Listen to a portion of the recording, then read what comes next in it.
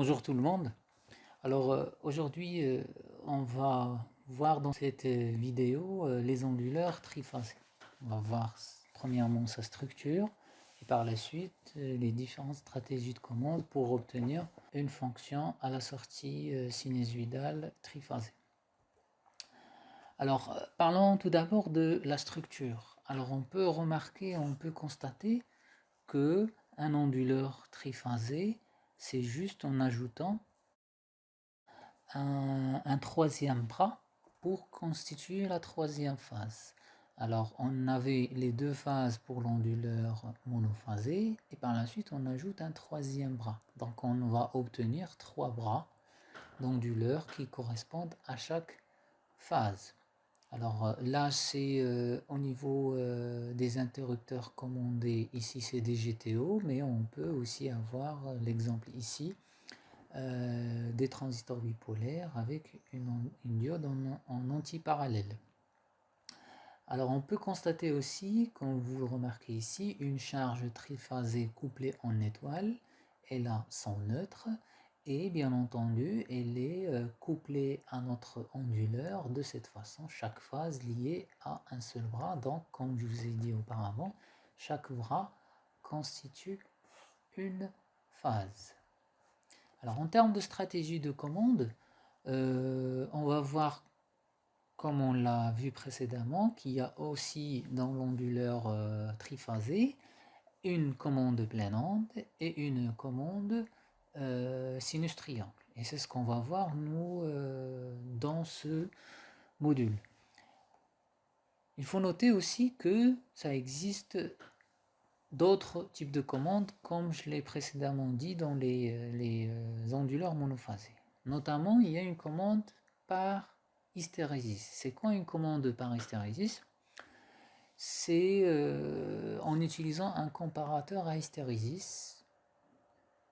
Il compare l'erreur entre la consigne et la grandeur mesurée. Ici, on fait un contrôle du courant. Donc, on essaye un petit peu de donner une référence d'un courant et on essaye de suivre l'allure de cette référence. Donc il y aura une oscillation autour de la référence et cette oscillation elle est due à la commande ou bien à la décision des comparateurs pour commander les interrupteurs de façon à réguler le courant qui soit dans la zone. Donc on peut remarquer que cette bande là, elle est définie par le comparateur à hystérésis ici. Donc on aura toujours le courant, il oscille autour d'une référence. Alors il faut noter que on peut un petit peu changer la bande du comparateur hystérésis. Ça va un petit peu changer la réaction de notre onduleur et bien entendu, comme vous pouvez le constater à partir de là, l'inconvénient de cette commande, c'est que j'obtiens un signal de sortie qui a une fréquence variable.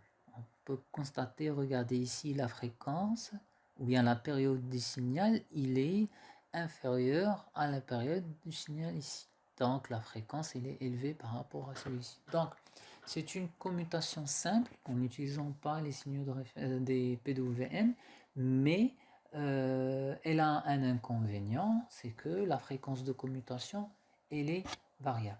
Donc, comme j'ai dit, l'idéal, ici c'est l'exemple d'une alternance positive, mais généralement on doit générer une référence positive, négative pour suivre le courant de charge. Alors ici on contrôle le courant de charge en ajustant sur l'état des interrupteurs ou en agissant sur l'état des interrupteurs de notre onduleur.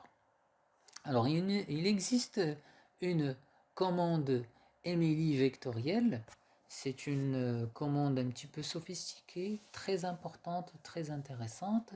L'idée c'est d'agir sur les interrupteurs et là on a un petit peu modélisé les deux interrupteurs par un switch comme ça. Lorsque l'interrupteur du haut il est on, donc le switch il est lié à ici, et lorsque le switch en bas il est on, donc le switch ici il est lié en bas.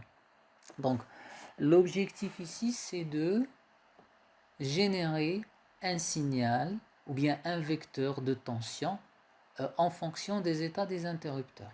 Donc, avec cette combinaison ou bien avec cet onduleur, on aura 8 combinaisons possibles. C'est ce qu'on trouve ici. Il y a la combinaison 0, 0, il y a la combinaison 1, 1. Donc 0, 0, cela veut dire qu'on va dire que ça c'est 1 et ici c'est 0. Donc la combinaison qui est schématisée ici, c'est 1, 0, 0. Donc les différents cas possibles, c'est 0, 0, 1, 0, 0, 3, 0, 0, 0, 1, 1, 0, 1, 0 et ainsi de suite. Et chaque vecteur, il est codé par rapport au code binaire. Donc 0, 0, 1, c'est 1.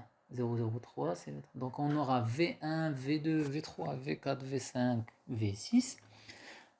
V7 et V0, ce sont des vecteurs 0. Ça, c'est les différents cas possibles d'un onduleur, les différents états possibles. Alors, qu'est-ce qu'on va faire?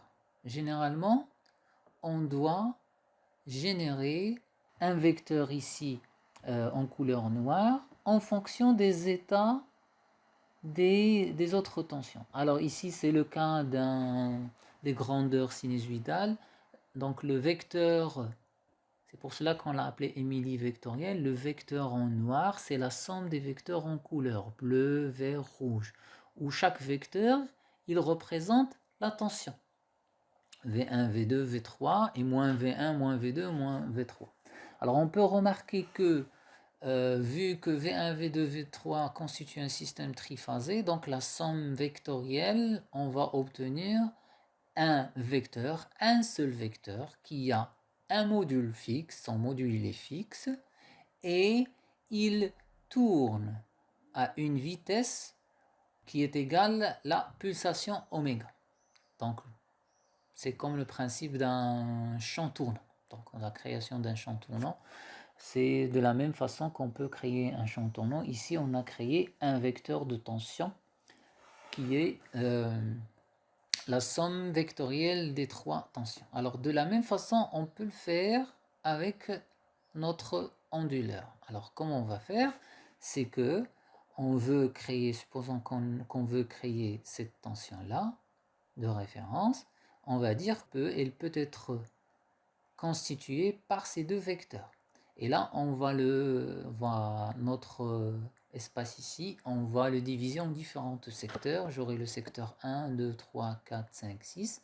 Lorsque je veux avoir une tension dans ce secteur, donc il sera constitué de ces deux vecteurs, V1, V2. Lorsque je veux constituer un vecteur ici, il sera constitué entre V3 et V2 et ainsi de suite.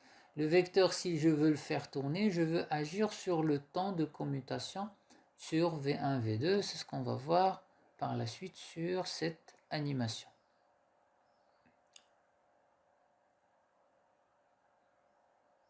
Voilà. Donc, là, c'est notre système triphasé normal. Et là, c'est notre vecteur constitué par la combinaison des états des interrupteurs. Alors, vous pouvez remarquer ici, le vecteur, dans chaque secteur, il est constitué par deux vecteurs. Et vous pouvez remarquer que le vecteur, il change le temps, ça change le temps d'application de ces... donc, Émilie vectorielle, donc c'est les outputs. Ces outputs, c'est les temps d'application des différentes tensions. Donc, si on essaie de bien calculer les temps, on va générer un signal de module plus ou moins fixe. On verra que c'est pas vraiment fixe. Alors vous pouvez le constater ici, regardez. Donc il décrit une forme hexagonale et non pas une forme circulaire. Donc c'est hexagonal. Regardez ici et par la suite ça suit ici. Ça suit pas le cercle. L'algorithme ou bien le calcul permet de déterminer l'état d'application des différents vecteurs à un temps défini pour produire notre vecteur en noir ici, et le vecteur il doit être tournant. Et là vous pouvez ici remarquer, ici c'est le temps d'application des différents vecteurs dans le temps. Et ici, on voit bien que pour le V1, on peut avoir là c'est V2 et ainsi de suite. Mais l'objectif, comme je vous ai dit, c'est de construire ce vecteur-là en fonction des états des tensions. Et chaque zone, elle est contrôlée par les tensions qui les délimitent. Alors ici, supposons que je veux que le vecteur noir soit ici, donc je vais appliquer V1. Si je veux qu'il soit ici, je vais appliquer V3. Alors entre les deux, donc c'est une association ou bien une somme des tensions V1 et V2 dans un laps de temps. Donc une partie j'applique V1 et l'autre partie j'applique V3 et ça donne la somme vectorielle de V1 plus V3 parce que la fréquence d'application des temps de V1 V2 c'est plus élevé que la fréquence où tourne le vecteur.